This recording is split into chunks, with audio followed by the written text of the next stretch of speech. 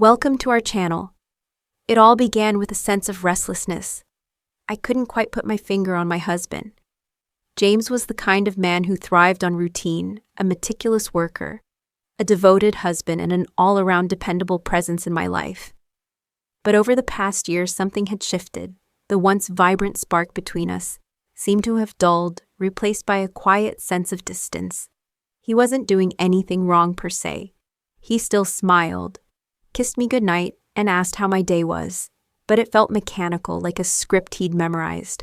Rather than something heartfelt, I wanted to believe it was just work, stress. James had been pushing himself harder at the office lately, chasing a promotion that came with longer hours and even greater responsibilities. But deep down, I felt there was more to it than that. Our conversations had become surface-level date nights when they happened. Felt forced. I would catch him staring at his phone a little too often or getting lost in thought. A pang of insecurity started creeping in. Was he losing interest in me? Or worse, was he finding interest elsewhere? James's birthday was coming up, and for the first time in years, I felt paralyzed by indecision. Birthdays had always been special for us. I would plan intricate surprises, cook his favorite meals, or organize a small gathering with close friends. But this year I was stumped. I didn't want to throw another predictable party or buy him another watch he didn't need. I wanted to reignite something to remind him, and maybe even myself, of why we had fallen in love in the first place. That's when the idea came to me. It was audacious, a little unconventional, and admittedly nerve-wracking. But the more I thought about it, the more it made sense if I couldn't bridge the gap between us on my own. Maybe I needed help.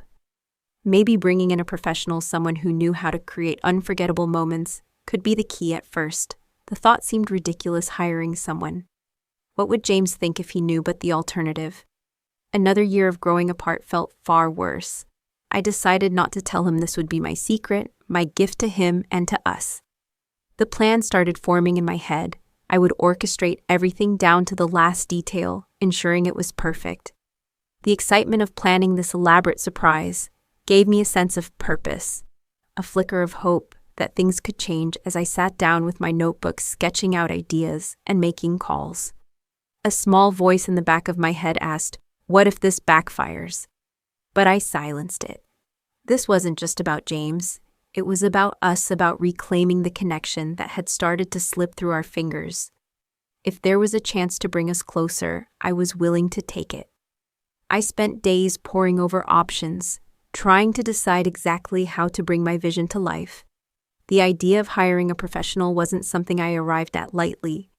It was an uncharted territory for me, both exciting and terrifying. I wanted to make sure that whatever I planned didn't just look impressive, but also touch James in a way that would remind him of everything we had built together. The search was exhausting. I combed through recommendations online, watched endless reviews, and made a few discreet phone calls. Each time my heart pounded, terrified someone would ask too many questions or a word would get back to James.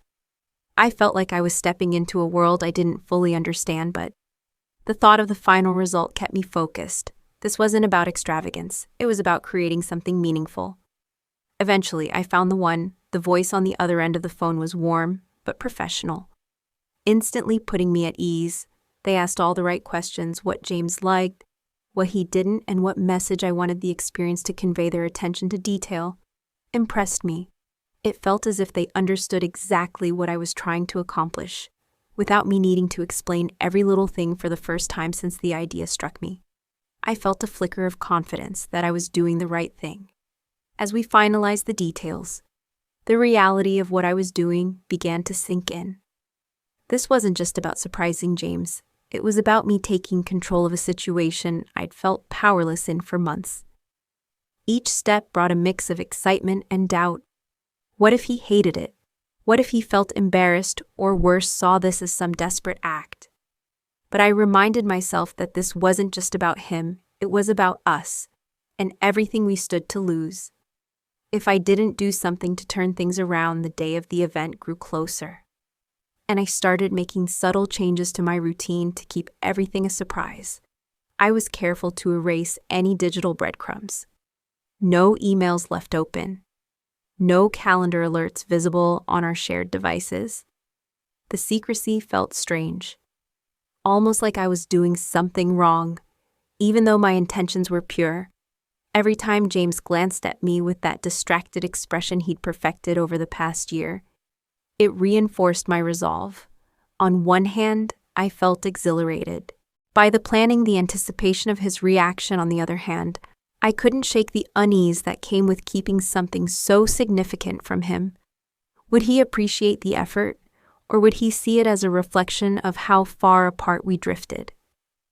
I clung to the hope that he'd see the love behind it all, that this was my way of fighting for us, for the bond we'd worked so hard to build as the day approached.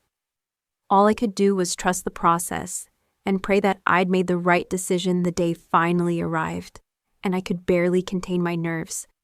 Every detail had been meticulously planned, yet I still felt like I was walking a tightrope. James seemed oblivious to the whirlwind of preparation that had taken place behind the scenes, and I took that as a good sign if he suspected anything. He didn't let on, which only heightened the tension in my chest. I kept reminding myself why I had done this, to remind him, to remind us of what we meant to each other. As the evening unfolded, the anticipation was electric. Everything was ready, and now all that was left was for James to experience it. When the moment came, I guided him to the surprise I had arranged. His expression shifted from confusion to intrigue, and for a fleeting second I questioned whether he would understand what I was trying to do. But I stayed composed, watching every flicker of emotion on his face. The professional I'd hired stepped into the spotlight, and James's reaction was immediate. He was stunned, speechless. Even I watched as he tried to piece together what was happening. His initial skepticism softening into something that looked a lot like amazement. There was a palpable pause, as if the air between us had grown heavier, charged with meaning. Neither of us could quite put into words. Then slowly the realization dawned on him. This wasn't some grand spectacle designed to show off or distract him. It was deeply personal, tailored to his tastes and preferences, in a way that only someone who truly knew him could orchestrate. The professional wasn't here to overshadow or outshine. They were here to enhance, to create an atmosphere that reminded James of simpler, happier times. For the first time in months, I saw his guard drop. James began to relax, his smile widening as he allowed himself to enjoy the moment. We exchanged glances across the room, and something unspoken passed between us. A shared understanding that this was about more than just a birthday. It was a reset, a reminder of the connection we still had beneath the layers of routine and distraction. But then unexpectedly, James opened up. It was as though the experience had unlocked something inside him. He admitted to feeling overwhelmed lately, burdened by the expectations he had placed on himself. He confessed that his distance hadn't been intentional, but a byproduct of trying to balance everything without letting me down. Hearing those words was both a relief and a heartbreak. I had spent so long fearing he was pulling away from me, when in reality, he had been struggling to hold everything together in that moment. The birthday surprise took on a new meaning. It wasn't just about the grand gesture. It was about creating space for vulnerability, for honesty, for the conversations we hadn't been having. I realized then that this was what we both needed more than anything.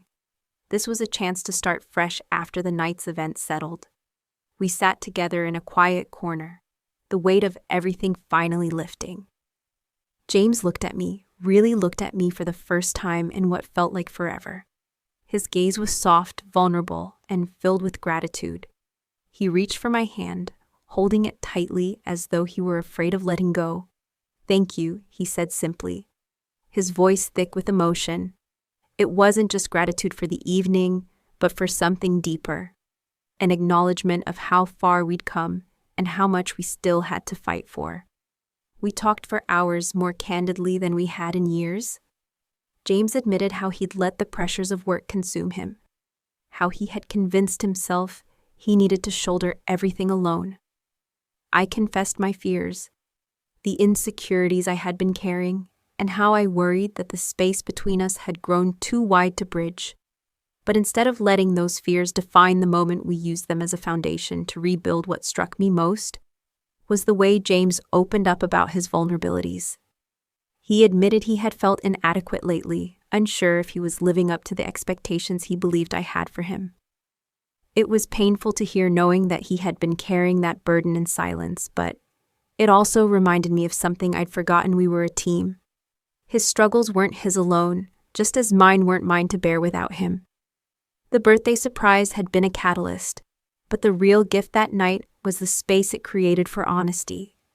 For the first time in a long time, we weren't just coexisting in the same life. We were truly connected. Again, I saw in his eyes the man I had fallen. Watch next part.